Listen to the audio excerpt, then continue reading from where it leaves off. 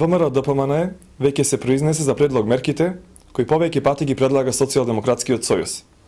Ваквите мерки, како што ги предлага СДСМ, ако биле паметни и соодветни за граѓаните, истите досега ќе биделе спроведени и во Соединетите Американски држави, во Германија, во Велика Британија, во Франција, но такво компаративно искуство не постои.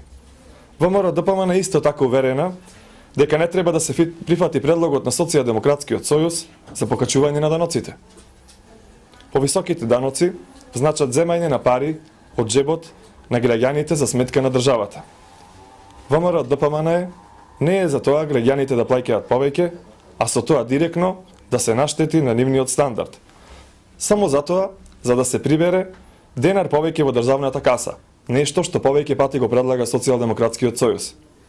Повисоките даноци значат помал приход за фирмите, оптоварување на индустријата, намалување на домашниот буџет на граѓаните, потешкоти при исплатата на плати и при исплатата на субвенциите за земјоделците. Токму затоа ВМРО-ДПМН не го прифаќа предлогот на Социјалдемократскиот сојуз за покачување на даноците.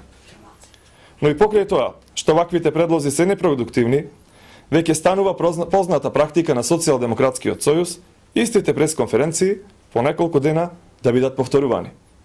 Тоа говори дека СДСМ нема ниту визија, ниту капацитет да понуди нешто што е квалитетно и корисно за граѓаните на Република Македонија. Ви благодарам.